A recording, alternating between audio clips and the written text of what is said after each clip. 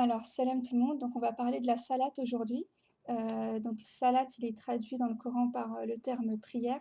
Mais on va voir que c'est un peu plus large que ça. Déjà, on voit qu'il y a quand même un problème, déjà la sourate 33, parce qu'il est dit que Dieu et les anges s'allient sur le prophète. Donc, si ça voulait dire prière, il y aurait marqué que Dieu et les anges prient sur le prophète. Et aussi sur les croyants aussi, hein, c'est quelques versets plus haut. Donc on imagine mal, Dieu et les anges prier des êtres humains. Donc étant donné que souvent, quand on nous demande d'accomplir la salate, on ne sait pas trop ce que ça veut dire. Enfin voilà, on ne sait pas trop. Mais par contre, il y a le verbe, qui est associé à ce mot-là, comme on pourrait dire, prière, prier. Donc il apparaît quelquefois dans le Coran et il nous permet de comprendre ce qu'il veut dire. Donc là, on a à peu près tous les versets où, le verbe, «sali», apparaît. Donc c'est toujours la notion de unir, joindre, donc salat, on pourrait dire que c'est le lien, l'union ou la liaison. Et aqimus salat, ce qui est traduit par accomplissez la salat, en fait, c'est peut-être pas accomplir, c'est plutôt entretenir ou maintenir. Enfin, toujours de la même manière, hein. Moi, je sors tous les passages où le mot apparaît pour en déduire, le sens. Donc je vais pas vous faire perdre du temps en vous sortant tout. Donc c'est plutôt entretenir, une liaison de manière, constante. Alors maintenant, nous, comment on fait, nous, êtres humains, pour entretenir une liaison, un lien? Ben, on prend contact, on se rend visite et cetera, on partage des moments ensemble. Donc pour accomplir, Qimus Salat, donc pour Dieu, tout simplement, il faut rentrer en contact avec lui, en lui parlant, en l'invoquant, en le sollicitant, en lisant sa parole, voilà, tous les moyens qui nous permettent de créer un lien avec, notre Seigneur. Et comment Dieu, il entre en lien avec nous, enfin, comment il s'allie sur nous ou sur le prophète, ben, il lui vient en aide, il l'inspire comme il a pu inspirer Abraham quand il devait répondre aux gens, voilà, il est là, derrière, il le soutient. Alors maintenant pour les temps de prière, à quel moment faut le faire? Parce qu'il nous dit que c'est à faire à des temps déterminés. Donc à la sourate 11 verset 114, il y a marqué: «Et accomplis la salate aux 2 extrémités du jour». Bon, c'est traduit: «Et à certaines heures de la nuit», mais c'est plutôt: «Et proche de la nuit», aux extrémités du jour, proche de la nuit. Donc là, c'est, ben, à l'aube et au crépuscule, hein, donc au tout début de la journée et à la fin. Un autre passage aussi qui est clair à ce sujet, donc c'est dans la sourate 17, versets 78 et 79. Donc accomplissez la salate au déclin du soleil jusqu'à l'obscurité, donc dès que le soleil commence à se coucher jusqu'à la nuit totale, donc tout le long du crépuscule et aussi la lecture à l'aube. Voilà, parce qu'en lisant le Coran, on se lie à Dieu, donc à l'aube, donc on a les mêmes temps, hein, donc ça confirme ce qu'il y avait écrit, dans l'autre verset, donc au crépuscule, à l'aube et de la nuit consacre une partie pour les salades surérogatoires. Donc c'est surérogatoire, c'est une partie de la nuit. À la sourate 73, il y a aussi un passage qui vient appuyer tout ça. Donc il y a marqué, bon, la prière pendant la nuit est plus efficace et plus propice pour la récitation. Bah, c'est pas salat, hein, ici qui a été traduit par la prière, mais c'est un terme qui vise la prière. Tu as dans la journée à vaquer à de longues occupations. Donc en principe, la journée, tu es libre. Alors l'argument qu'on peut entendre pour soutenir le fait qu'il y a une prière en plein jour, c'est, la salate du jour du vendredi, voilà, qui se fait en plein jour dans les mosquées. Donc il y a eu une manipulation au niveau de l'interprétation de ce passage, parce qu'en fait, ce qui a été traduit par vendredi ne veut pas seulement dire vendredi, mais aussi rassemblement. Et si on suit la logique, vous savez, les jours de la semaine, en arabe, les jours sont en lien avec un numéro. Comme Ahad, c'est le vendredi, c'est le 1er, voilà, après c'est 2, 3, 4, 5, 5 Khamis pour le jeudi et on saute, au 7 pour le samedi. Donc logiquement, le mot normalement le vendredi devrait être en lien avec le terme 6, mais là, ben, ça se voit que ça a été changé par rassemblement pour détourner le verset, hein. Donc il y a eu un détournement ici. Donc si on lui donne le bon sens, c'est «Ô vous qui avez cru», quand on appelle à la salate du jour du rassemblement, accourir à l'invocation d'Allah et laisser tout négoce. Donc en fait, ici, si vraiment, on reste objectif, ce que ça veut dire ici, c'est qu'en fait, le jour du rassemblement, c'est pas un jour de rassemblement religieux, c'est un jour de rassemblement commercial, durant lequel, les gens étaient distraits et zappaient complètement la prière. Et Dieu demande à ce qu'il ne soit jamais, distrait en fait, de ne pas se laisser distraire et que voilà, il faut toujours entretenir, la salate. On a un autre passage aussi qui, parle des personnes inverses, c'est la sourate, 24, versets 36 et 37. «Dans des maisons qu'Allah a permis que l'on élève et où son nom est invoqué, le glorifie en elles, matin, bon et soir», parce que le mot là, si vous cherchez partout dans le Coran, c'est soir, je ne sais pas pourquoi ils ont mis après-midi ici.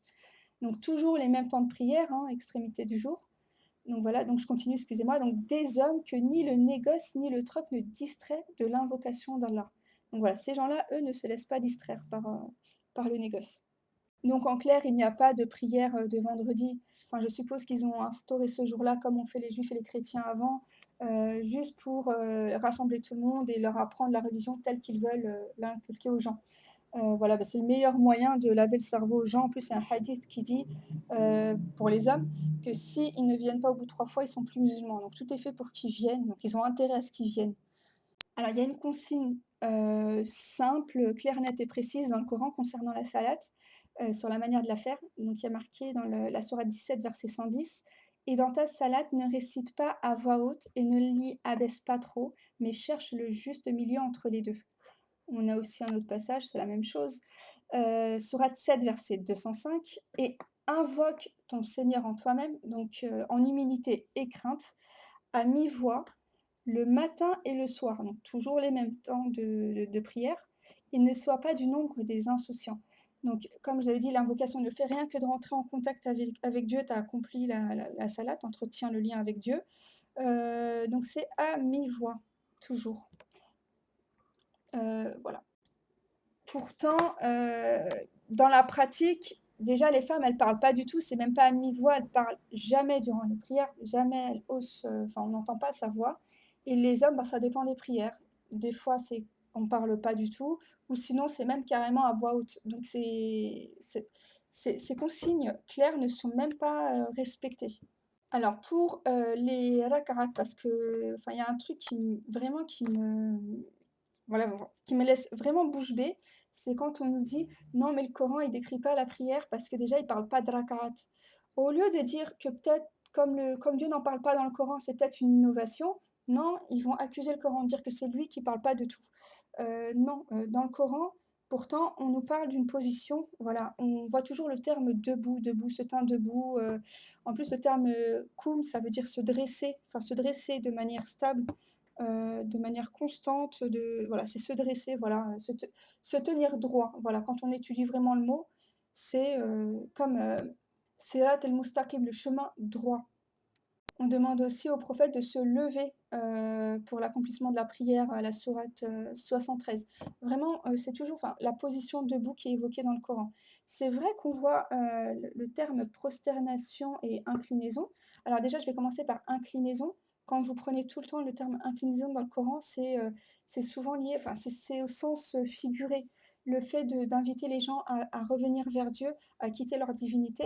Enfin, on dit même qu'ils ne veulent pas s'incliner. C'est pas dans le sens de prier, hein, mais de revenir à Dieu, voilà, de se pencher vers Dieu, comme on peut se pencher vers vers la paix ou voilà, c'est vraiment, enfin, c'est vraiment, au sens figuré. Quand tu fais ta prière, tu t'inclines, en fait, vers Dieu de manière, métaphorique. Et pour la prosternation, bah, je pense à ce verset-là, sourate 32, verset 15: «Seuls croient en nos versets ceux qui, lorsqu'on les leur rappelle, tombent prosternés.» Voilà. Donc là, ils tombent prosternés dès qu'ils ont entendu les paroles de Dieu, donc sûrement durant les prières et voilà. C'est un signe d'humilité, voilà. En plus, on a le verset, 102 de la sourate 4 aussi: «Et lorsque tu te trouves parmi eux et que tu diriges ta salade, qu'un groupe d'entre eux se mettent debout en ta compagnie, en gardant leurs âmes, puis lorsqu'ils ont terminé la prosternation, qu'ils passent derrière.» Donc voilà, on voit que la dernière position, c'est, la prosternation au singulier, donc il n'y en a eu qu'une prosternation. Donc au départ, debout et ils finissent avec la prosternation, pour les mêmes raisons que le verset qu'on a vu précédemment sûrement. Voilà. Maintenant, qu'est-ce qu'on doit réciter à mi-voix? Donc, ben, pour faire comme le prophète, hein, parce que de toute façon, comme je vous avais dit, le fait de rentrer en contact, ne serait-ce que d'invoquer le Seigneur comme Abraham l'a fait parce qu'il n'y avait pas le Coran à l'époque, c'est accomplir la salate, hein. Donc là, pour faire comme le prophète et comme on en a l'occasion aussi, heu, il y a marqué: «Donc lève-toi toute la nuit, excepté une partie, sa moitié ou un peu moins ou un peu plus, et récite le Coran lentement et clairement». Donc la lecture du Coran, la récitation.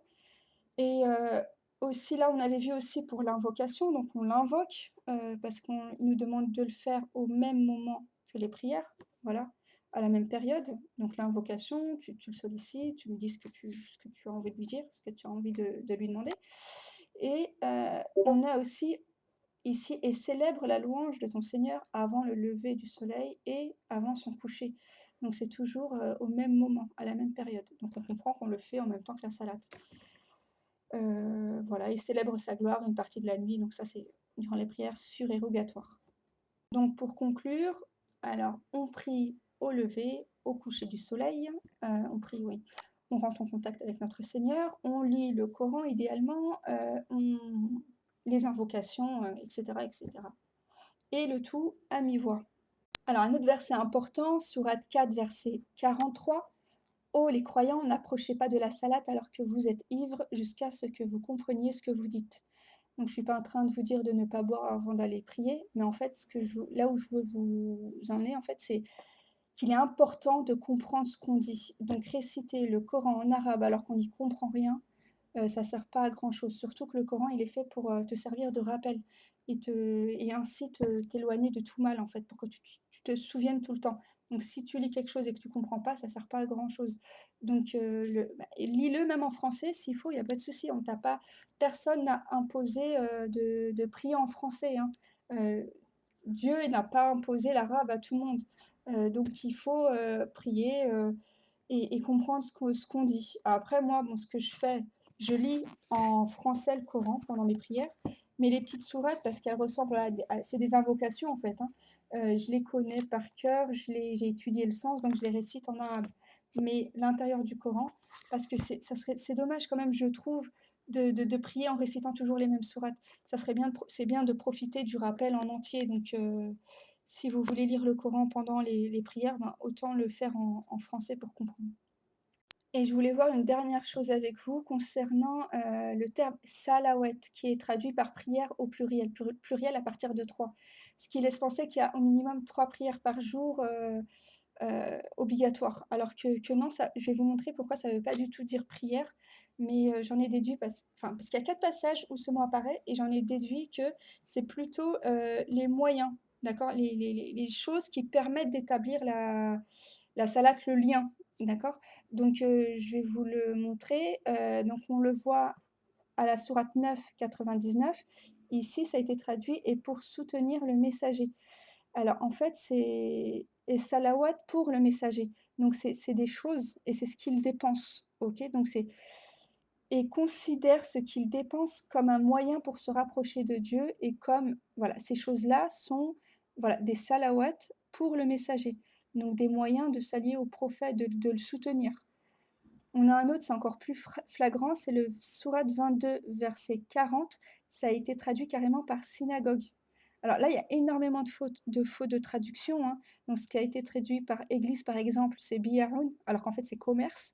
Les commerces, les salawats, donc ça doit être toutes les choses qui permettent d'unir le peuple sûrement, et les messagers qui risquent d'être détruits, d'accord, qui seraient démolis. C'est pour ça que Dieu, il y a marqué: «À ceux qui ont été expulsés de leur demeure injustement, seulement parce qu'ils ont dit: Dieu est notre Seigneur». Donc voilà, quand Mohammed, heu, il prônait, l'unicité, enfin le monothéisme pur, de délaisser toute divinité, toute association, il a eu des soucis. Donc si Dieu ne repoussait pas certaines personnes par d'autres, donc les monastères, seraient détruits. C'est pas monastère non plus, hein, c'est plus les lieux où les gens se rassemblent, ainsi que les commerces, les moyens, voilà, qui permettent d'unir le peuple, voilà. Donc en détruisant ceux-là, ils seront désunis. C'est peut-être, tout ce qui est renfort et cetera, tout ce qui permet la protection du peuple peut-être, hein. Mais en tout cas, c'est quelque chose qui peut être détruit, donc c'est certainement pas des prières et les temples, voilà. Là aussi, verset 257, il apparaît encore une troisième fois. Ceux-là reçoivent les salawats et la miséricorde de leur Seigneur, donc c'est quelque chose qu'on reçoit de Dieu. Donc qu'est-ce qu'on peut recevoir de Dieu qui nous permet de garder le lien? Ben, la guidance, l'inspiration, de sa part, Voilà, après, il peut y avoir d'autres choses, mais en tout cas, c'est pas des prières. Et là, le seul passage où ça a été traduit par salat, où il y avait la possibilité de caser le mot, prière, «Soyez assidus aux salats, hafidhu ala salawat», en gros, c'est «préservez vos salawats», donc la salawat, là, ça serait bien de revenir au verset d'avant. Attendez, je reviens en arrière, parce qu'en fait, on parle des personnes qui divorcent, qu'il faut quand même rester bien avec l'autre, qu'il faut pas oublier, les faveurs mutuelles. Donc là, quand on dit, «Hafiz sur la salawat», moi je pense plus au fait qu'il faut préserver tout ce qui vous relie, tout ce qui vous lie en fait. La bienveillance, le comportement, le respect, je pense qu'il faut préserver ces choses-là pour garder de bons liens. Bon, je crois que j'ai fait le tour, peut-être que j'ai oublié des choses, peut-être que je ferai une vidéo plus complète, plus tard, donc voilà, à bientôt.